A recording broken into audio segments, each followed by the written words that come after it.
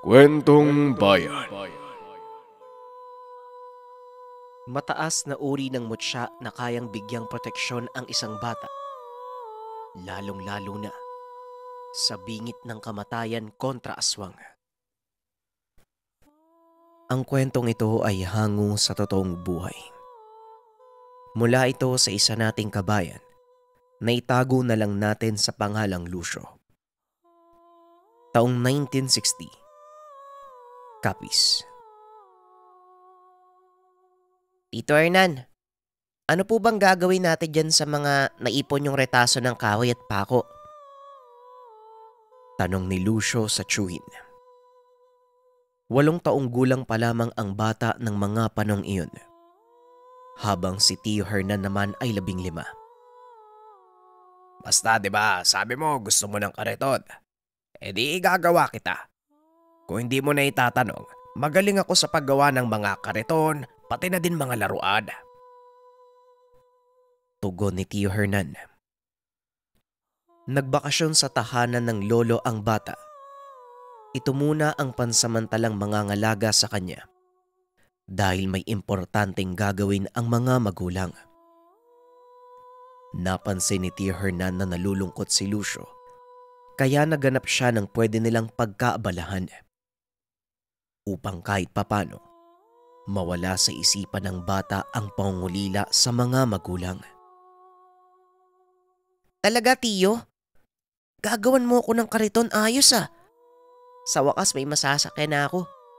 Naiinggit kasi ko kapag napapadaan tayo sa bayan eh. Parang ang saya-saya ng mga bata. Nag-iiraman pa nga sila ng kariton. Wika ni Lucio.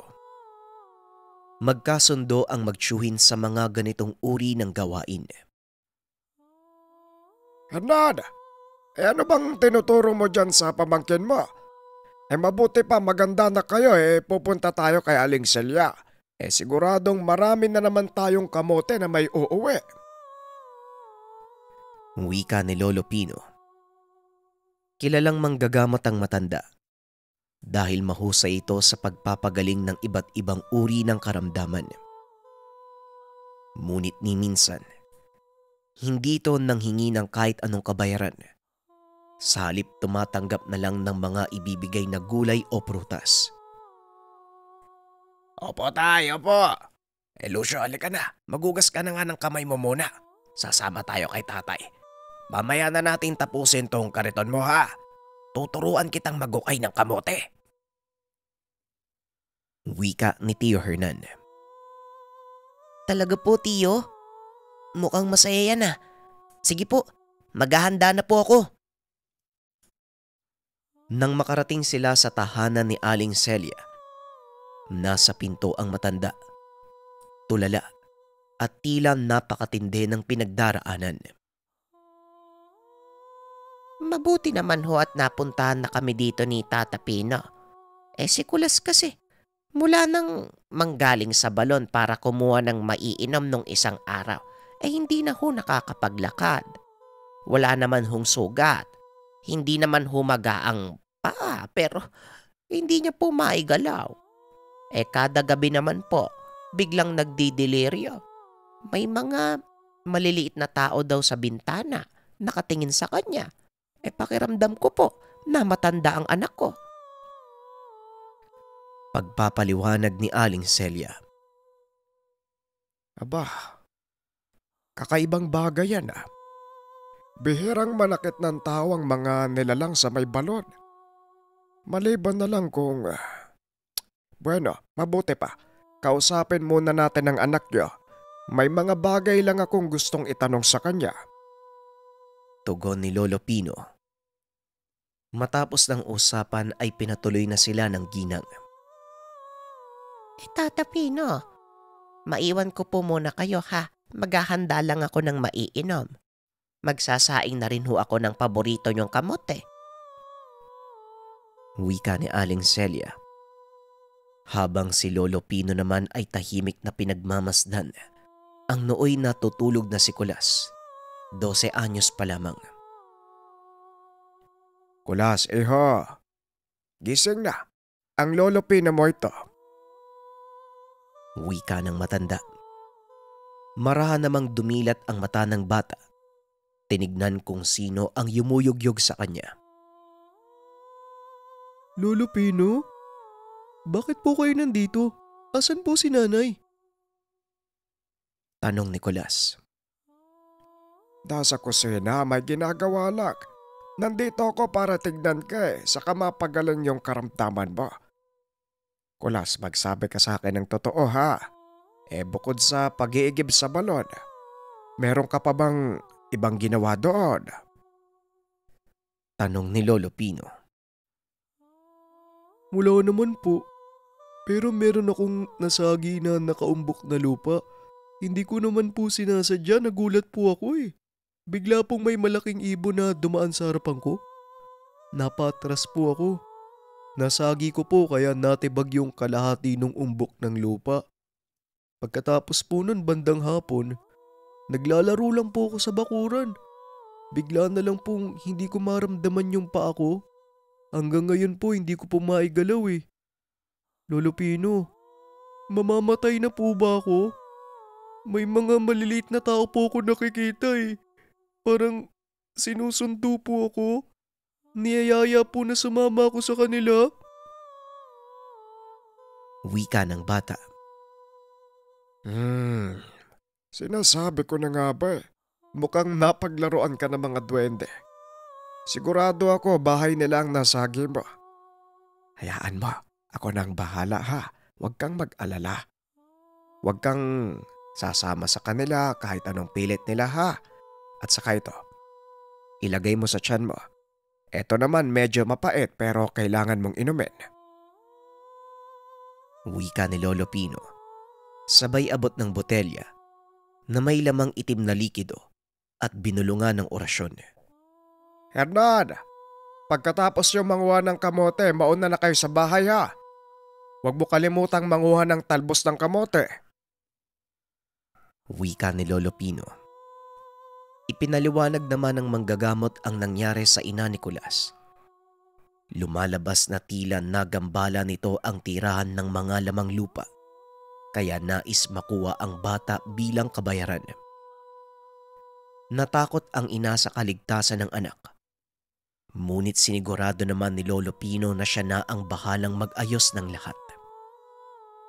Hapon na nang makauwi ang lolo sa tahanan. Abala pa rin sila Lucio at Hernan sa paggawa ng kariton ng bata.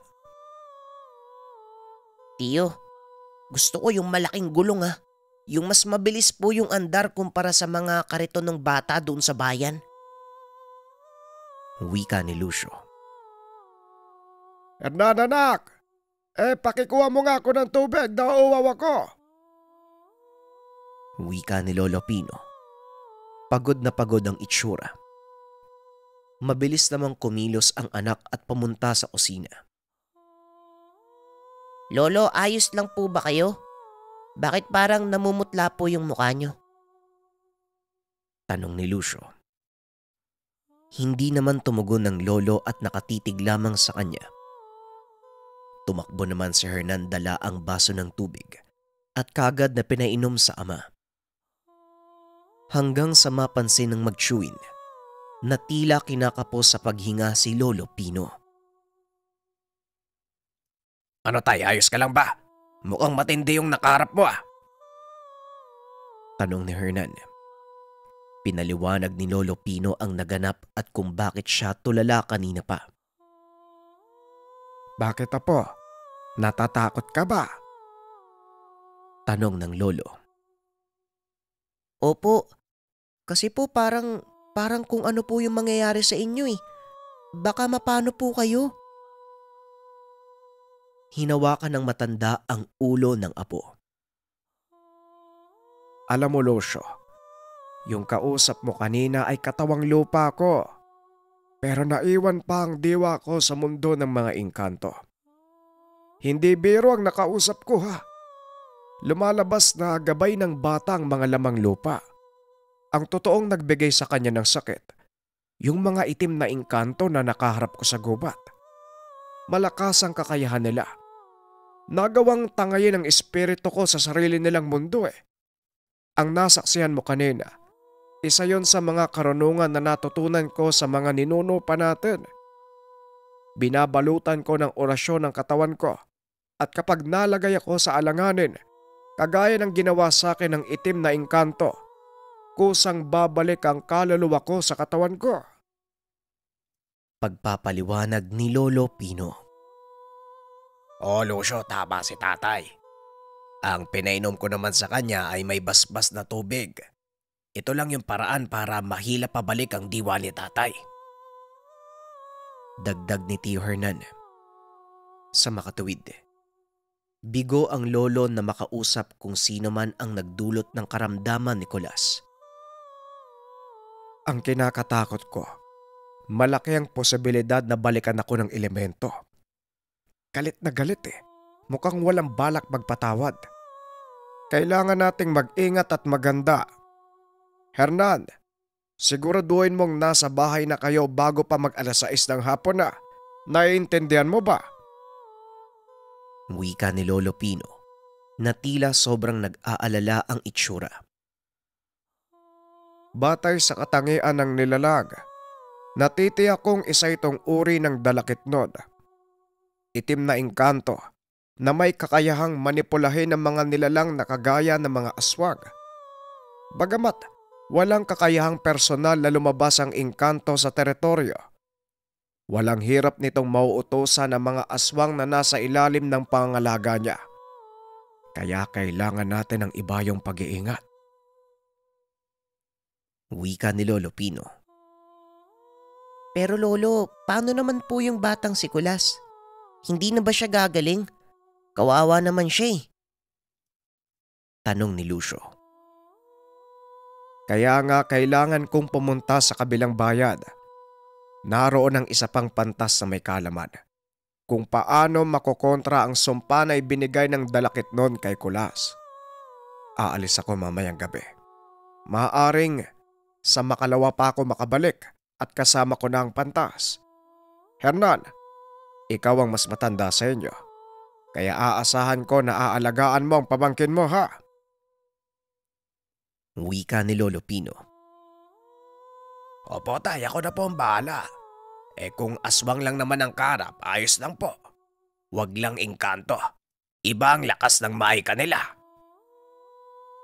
Tugon ni Hernan. May kaunting karunungan sa pakikipaglaban sa mga aswang si Hernan. Ngunit mas takot siya sa mga elemento dahil minsan na siyang napaglaruan ng kapre. Hanggang ngayon ba, Hernan? Takot ka pa rin sa babaeng kapre. Matagal na yun Naituro ko naman sa'yo kung paano sila kukontrahin. Wika ni Lolo Pino. Tatay naman wag yun na pong iparinig sa apo nyo. Sige na, mag-aayos na muna kami sa bahay Bukas na natin tapusin yung kariton mo, Lucio. Narinig mo ang lolo mo? Delikato sa labas, di ba? Wika ni Hernan.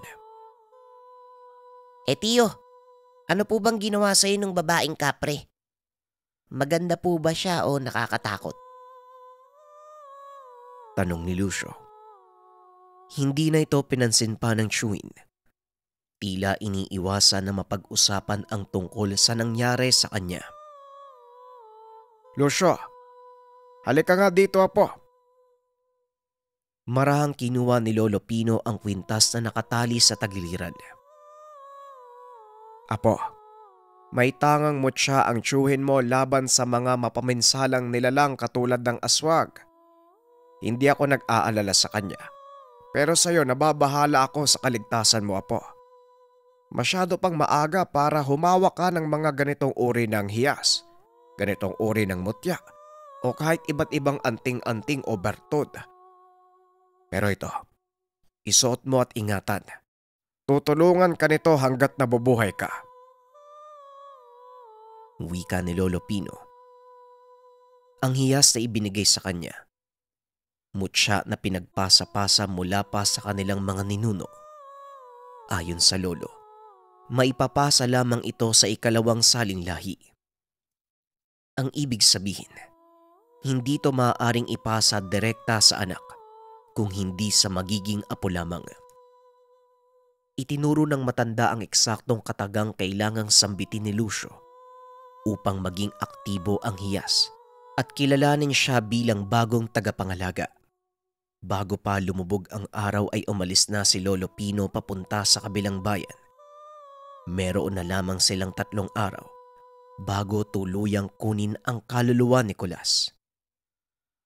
Ligtas pa naman pansamantala ang bata dahil sa iniinom nitong gamot at sa iniwang proteksyon ng matanda sa tahanan ni Aling Celia.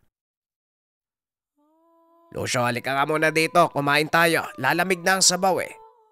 Wag mo masyadong alalahanin ng lolo mo. Kayang-kaya niya ang sarili niya. Ang isipin mo kung anong gagawin mo sa oras na bisitahin tayo ng aswang. Wika ni Hernan sa pamangkin.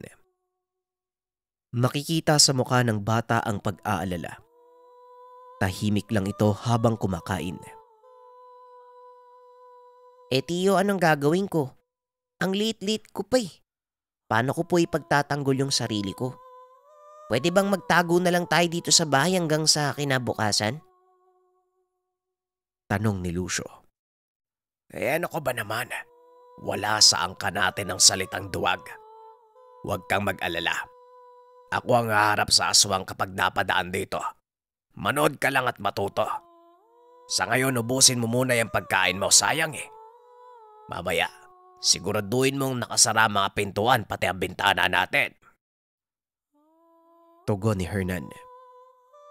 Mabilis na lumipas ang oras. Sumapit na ang 2:00 ng madaling araw. Nakatulala si Lucio sa orasan na tila inaantay na mag-umaga.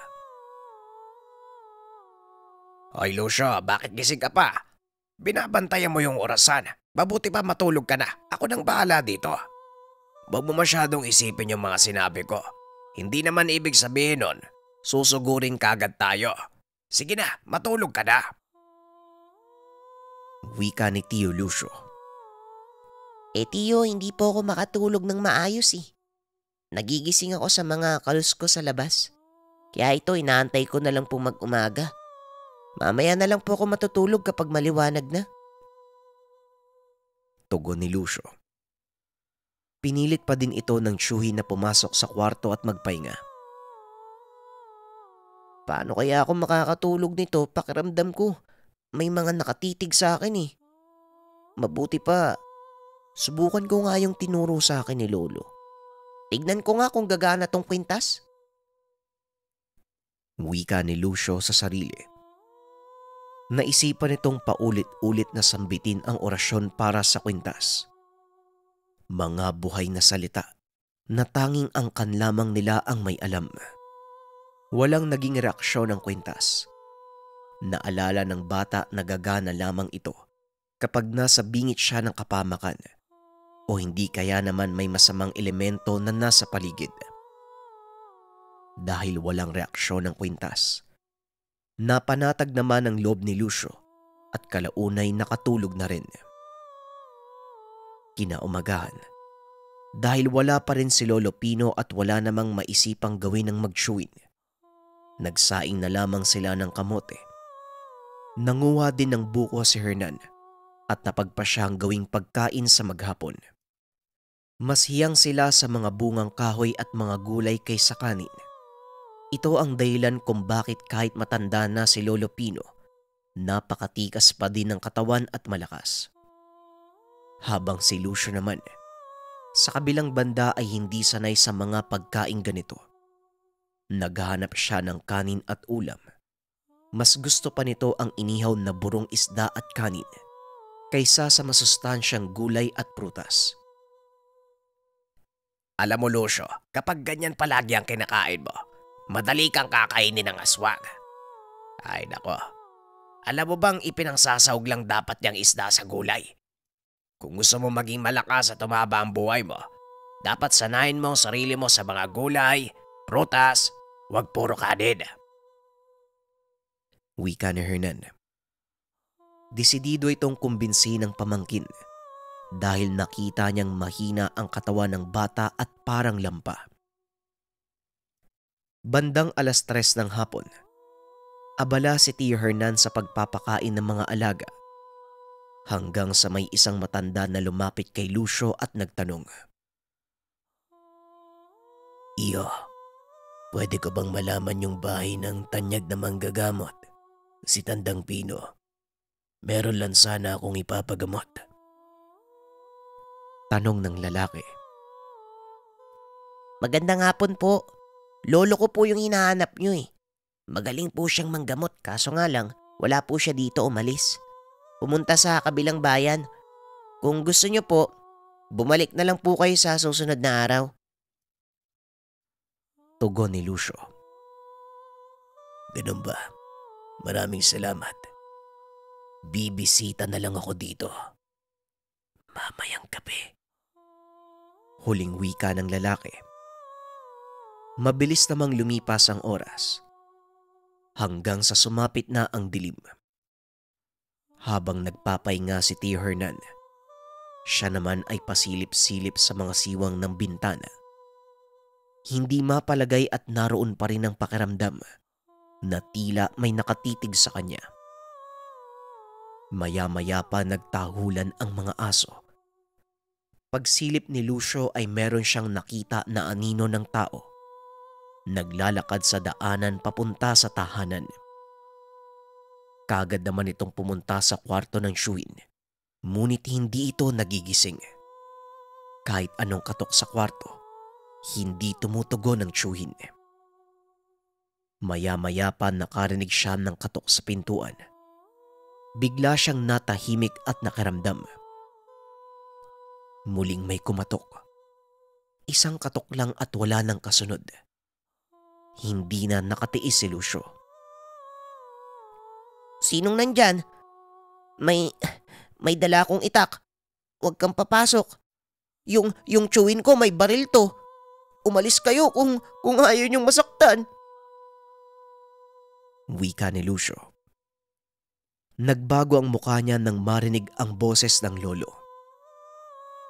Apo, ako ito. Buksan mo nga yung pinto. Papasukin mo ko. Wika ng boses. Kagad naman siyang pumunta sa harapan ng pintuan. Walang pagdadalawang isip itong binuksan. Lolo, buti naman po nakauwi na. Hindi na naituloy ni Lucio ang sasabihin. Dahil pagbukas niya ng pinto, tumambad sa harapan niya ang nakakakilabot na nilalang. Mahaba at magulo ang buhok. Napakabaho. Nanlilisik ang purong itim na mata. Naglalaway ang bunganga. Napakatulis ng mga ngipin. Napako ang bata sa kinakatayuan. Patuloy na nagsasalita ang nilalang. Boses ng lolo niya ang lumalabas. Kumusta po? Mukhang hindi ka na nakagalaw ah. Wika ng nilalang. Bigla nitong sinakalang bata at binato sa balkonahe. Tumama sa poste ang katawan ni Lucio. Muli siyang sinunggaba ng aswang. Ngunit bago tuluyang sakmalin, bigla itong napatras na tila napapaso ng hawakan ng bata. Aktibo na ang mutya. Nakabalot ang bisa sa katawan ni Lucio. Tignan mo nga naman. Gumana ang binigay sa'yo. Ang tanong, hanggang kailan tatagal ang bisa niyan? Wika ng aswang. Nakamba ito at nag-isip ng paraan upang maalis ang kwinta sa katawan ng bata. Habang si Lucio, nanginginig sa takot at halos hindi makatayo sa sakit na nararamdaman ng tumama sa poste. Akmang susugod pa sana ang aswang. Ngunit sa pagkakataong ito ay punterya niya ang leeg ni Lucio. Sa isang iglap, bigla na lang humandusay ang nilalang sa lupa. Bago tuluyang mawalan ng malay si Lucio, nakita niya si Tio Hernan. Akmang tatagpasin na ang leeg ng aswang. Doon na tuluyang nandilim ang paningin niya. Nagising ito nasa kama. Naroon si Tio Hernan. Nakauwi na rin si Lolo Pino at may kasama na matandang babae. Lolo, ikaw na po ba talaga yan? Hindi na po ba yan aswang? Tanong ni Lucio.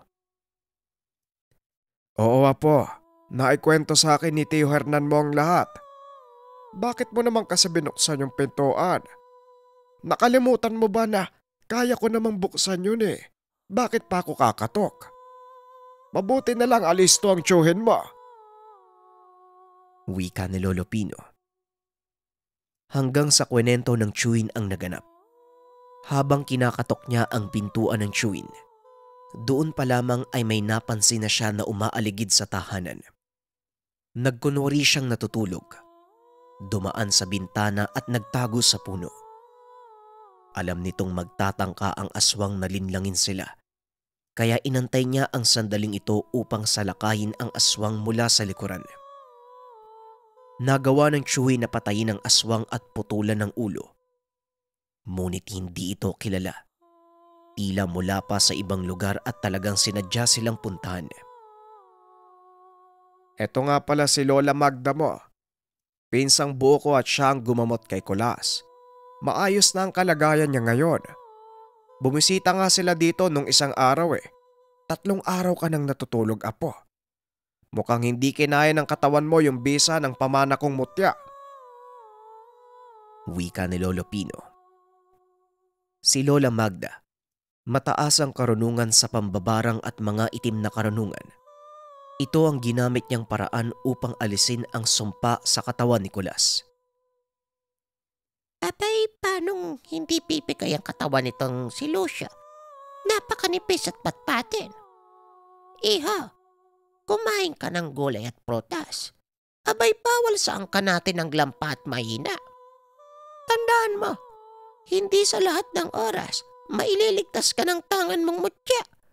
Nakadepende pa rin ang bisa niyan sa lakas na meron ng may tangan. Kaya kung lampa ka, lampa din ang gamit mo. Wika ni Lola Magda. Opo, pasensya na ho kayo. Mukhang nag-alala po kayo simula po ngayon. Kakain na po ako ng mga masustansyang pagkain para lumakas po yung katawan ko. Matapos ng kaganapan, naging maayos na ang lahat. Gumaling si Kulas sa tulong ni Lola Magda. Habang si Tio Hernan, ipinagpatuloy ang paggawa ng mga laruan ni Lucio. Ngunit kasabay din ng lahat ng ito, nagkasundo ang lolo at lola na habang bata pa.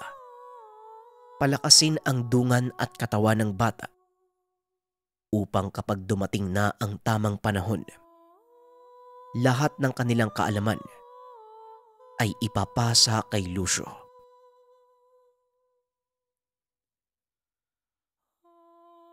Ang kwentong ito ay hango sa totoong buhay. Mula ito sa isa nating kabayan na itago na lang natin sa pangalang Elton. Taong 1987, Camarines Sur. Isang linggo na lamang ay pista na ng barangay nila Elton. Lahat ay abala na sa pag-aayos ng kani-kanilang tahanan. Isa sa nakagawian ng residente sa lugar. Bukod sa mga handang makakain ay inihahanda rin ang tahanan. Dahil madalas na umuwi ang mga kamag-anak na nakatira sa iba't ibang lugar. Kaya naman, itinuturing na isa sa pinakamasayang okasyon ang pista sa lugar. Kahit ang binatang si Elton, inaabangan din ang pagdiriwang. Kahit pa wala namang paghahandang nagaganap sa loob ng tahanan. Dahil si Mang Jerry na ama ni Elton, wala namang interes sa ganitong kasiyahan. Kaya tuwing pista ay normal na araw lamang sa tahanan ng dalawa. Hindi naman ito dinamdam ni Elton. Dahil nakasanayan na niyang magbahay-bahay na lamang at pumunta sa ibang kabarkada para makisalo sa handaan. Hindi naman din bago sa Elton sa lugar. Dahil dito na rin siya ipinanganak. Sa katunayan, halos lahat ng kapitbahay ay kilala ang binata dahil sa magaling ito sa pakikipagkapwa. Itinuturing ng iba na sariling kamag-anak si Elton at hindi sila nag-aatubiling magbigay ng tulong sa binata. Ang hanap buhay ni Mang Jerry ay pagtulong sa pagkukopra tuwing panahon ng anihan ng niyog. Ngunit hindi naman palaging may nagkukopra kaya may mga oras na kinakapos talaga sa pinansyal na aspeto ang dalawa. Ngunit kahit ganoon ang pamumuhay ng mag-ama, wala namang sama ng loob o nasasabi ang binata. Dahil kahit hindi masyadong nagsasalita ang ama, ramdam niya ang pagmamahal nito sa kanya. Bukod sa alagang manok ay tanging si Elton lamang ang inaasikaso ng ama. Sa tuwing nagkakaroon ito ng pera ay palaging ibinibili ng paboritong mga pagkain ng anak. Mabilis na lumipas ang oras. Namalaya na lamang ni Elton na araw na ng pista. Madaling araw pa lamang ay naririnig na mula sa kinahihigaan ng yabag ng mga taong dumadaan sa labas. Hindi man nakikita. Ngunit batid niyang karamihan sa mga ito ay taga Maynila dahil Tagalog ang pananalita. Kahit gusto pa mang matulog ay hindi na nagawa pa dahil sa sobrang ingay ng paligid. Ang iba naman ay nag-uumpisa ng magkatay ng baboy. Kabi-kabila na rin ang pagpapausok na pumapasok naman sa kwartong kinahihigaan. Bumangon na lamang ang binata at nag-init ng tubig. Dahan-dahan lamang siya sa ginagawa dahil mahimbing pang natutulog ang ama. Matapos naman makapagtimpla ng kape ay naupo ito sa bakuran. Kaliwat kanan na ang nag-iimbita sa binata na pumunta sa kanilang tahanan. Tumango lamang si Elton hanggang sa biglang dumating ang matalik na kaibigan at niyaya siya nito.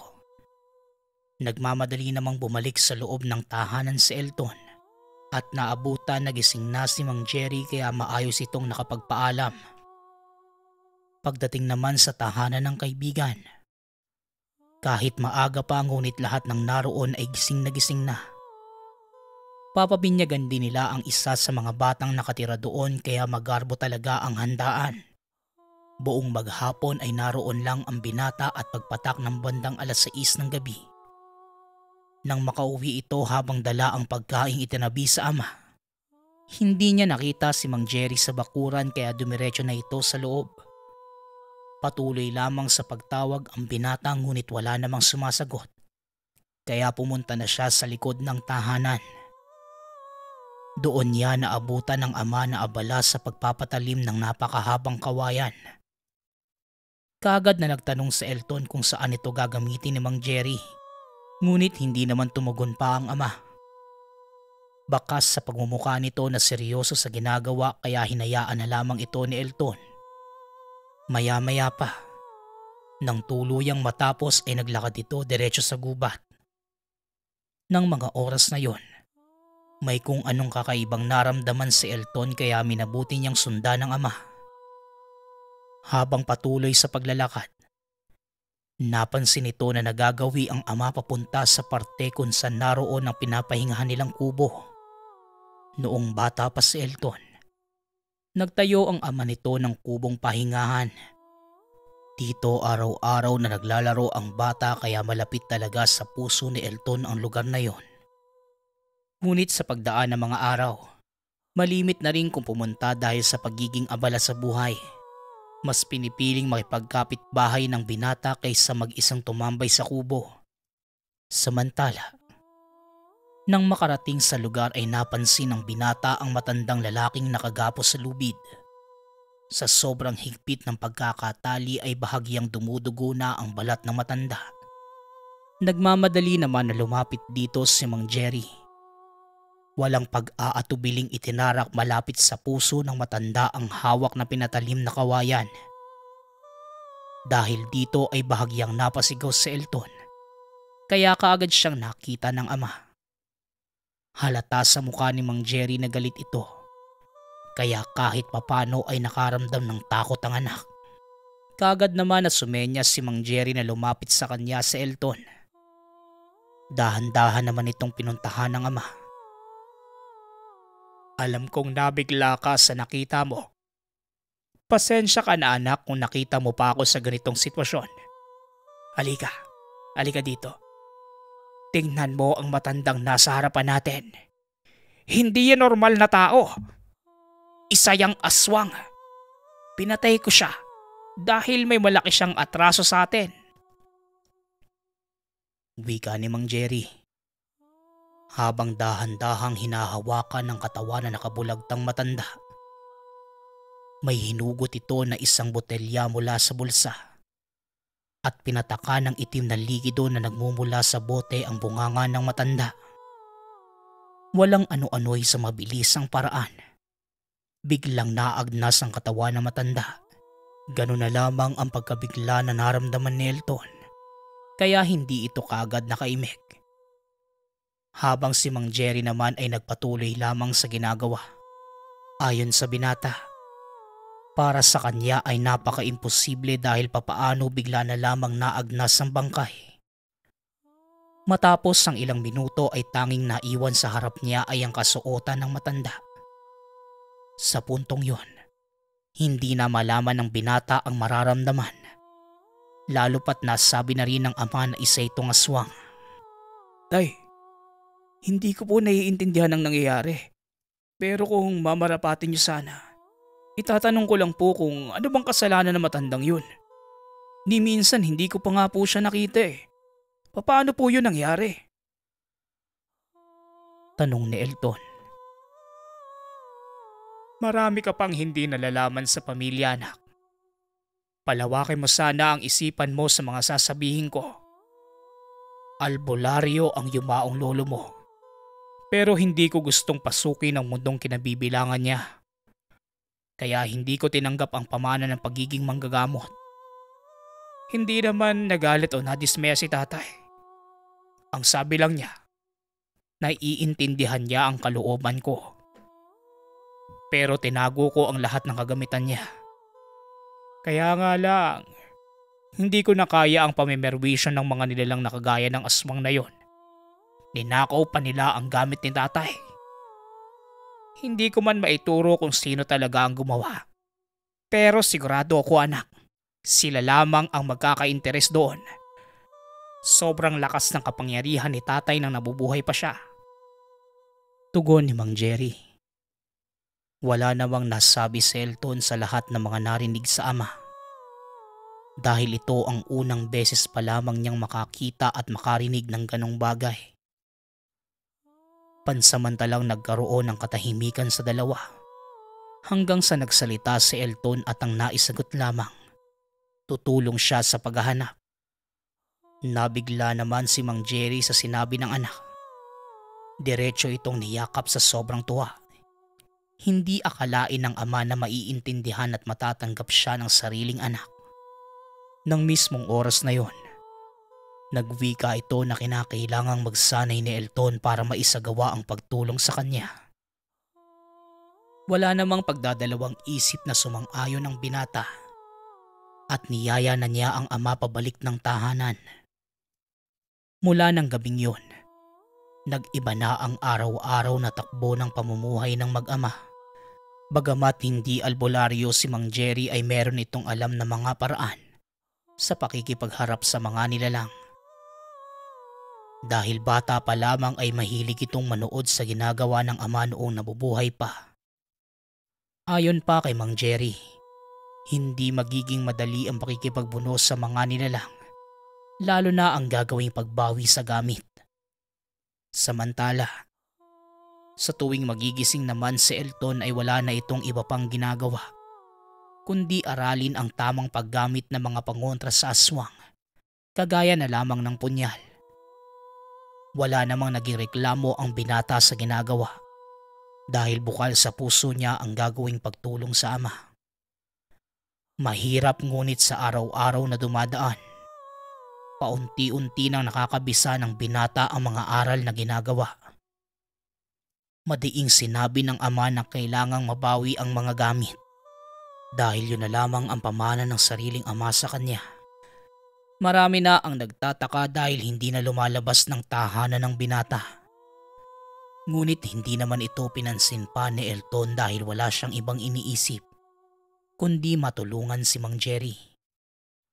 Sa loob ng halos 9 na buwan ay wala nang ibang ginawa ang dalawa kundi suyurin ang mga kagubatan sa lugar dahil hindi pa naman sanay si Elton sa mga pamamaraan ng ama. Nagmamasid lamang at sa araw-araw na ginagawa ay may natututunan.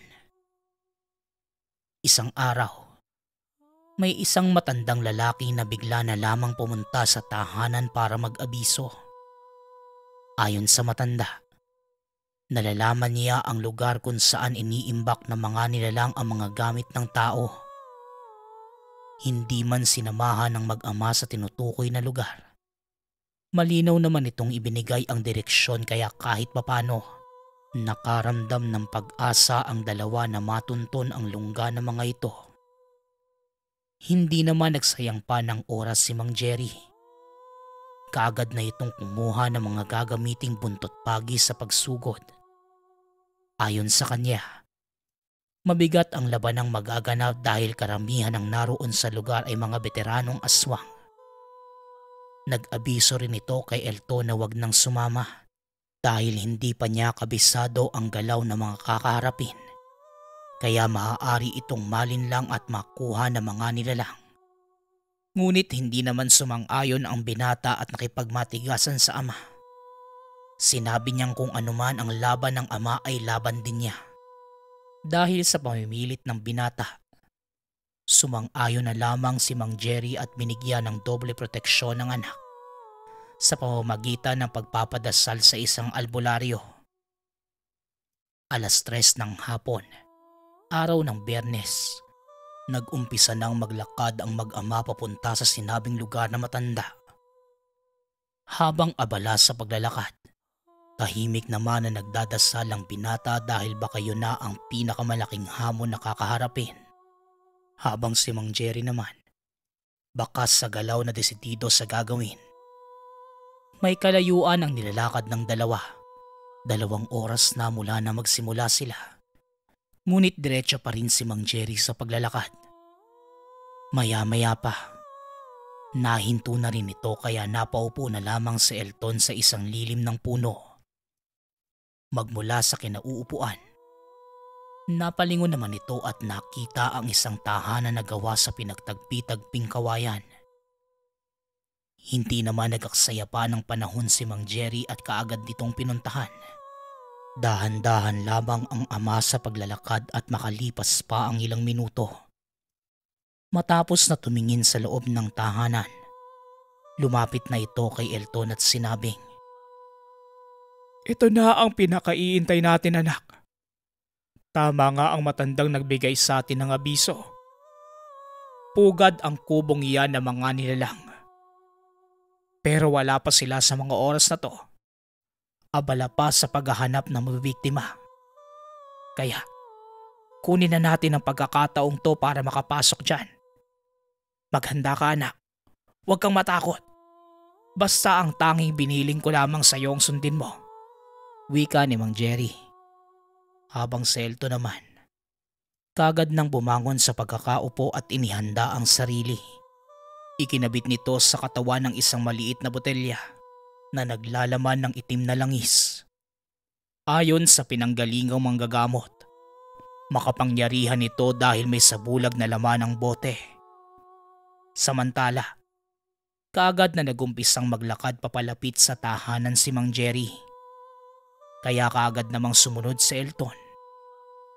Hindi na huminto pa bagkus dumiretso na sa loob ng tahanan ng ama.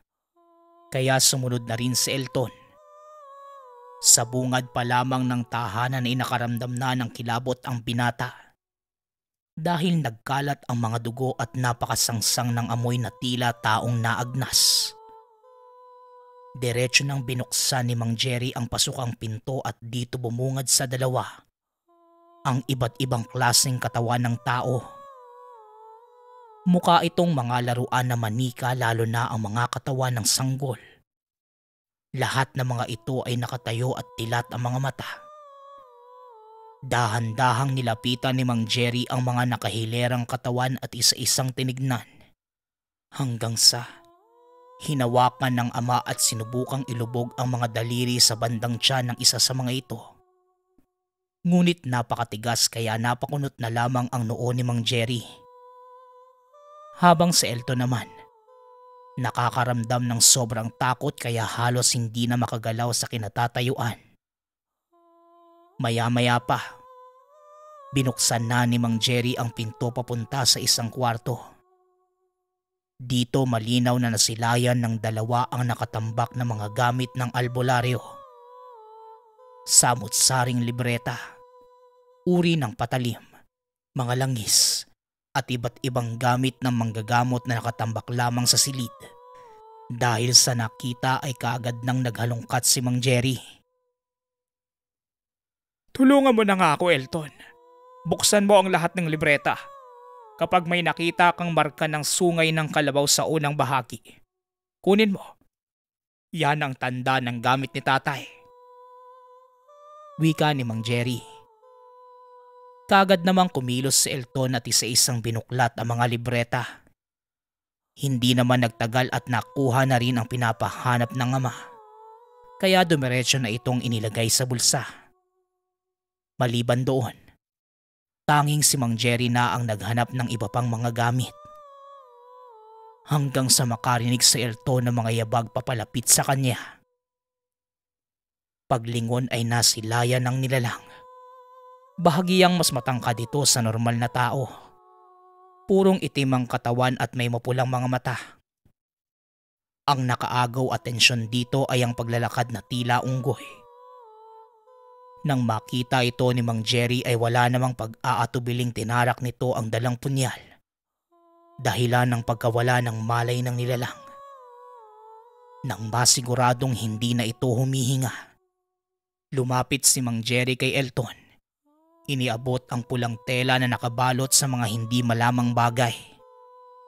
Kasabay nito, nag-abiso na ang ama na tumakbo na si Elton ngunit tumanggi ang binata.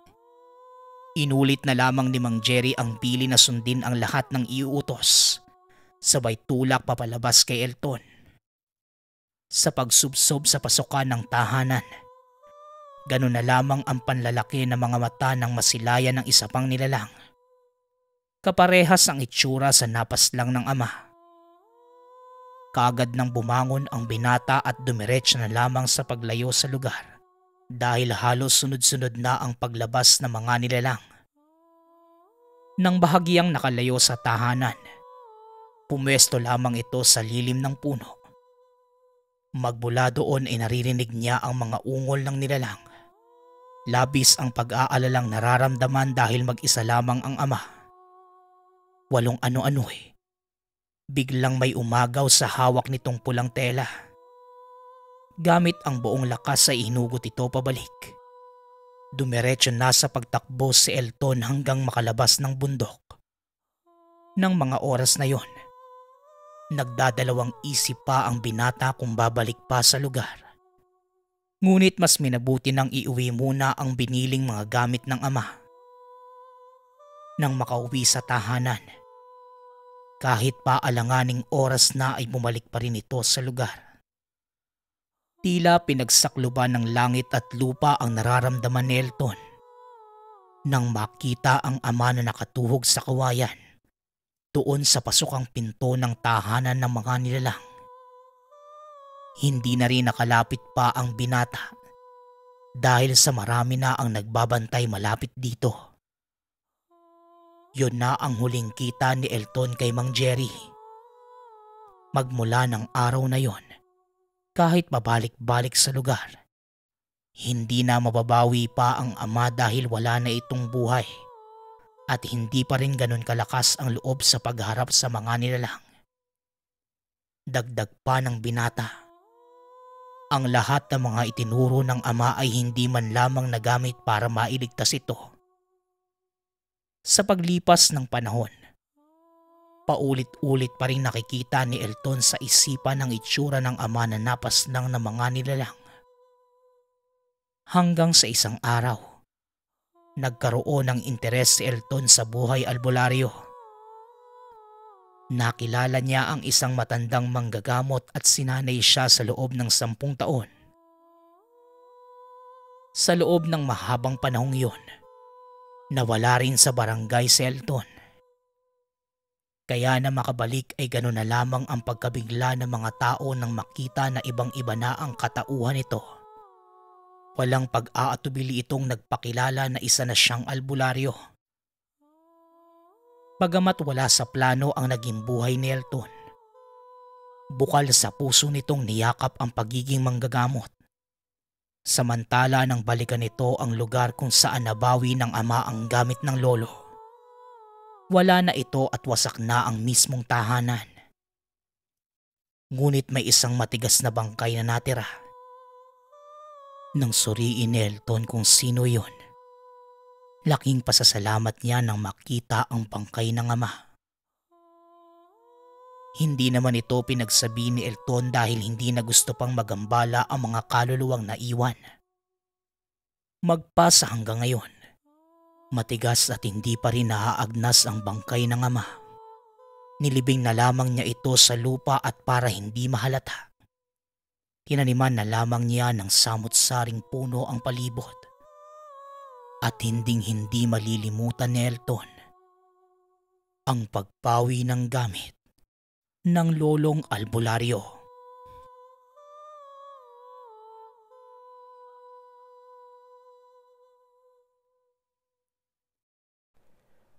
Kwentong Bayan.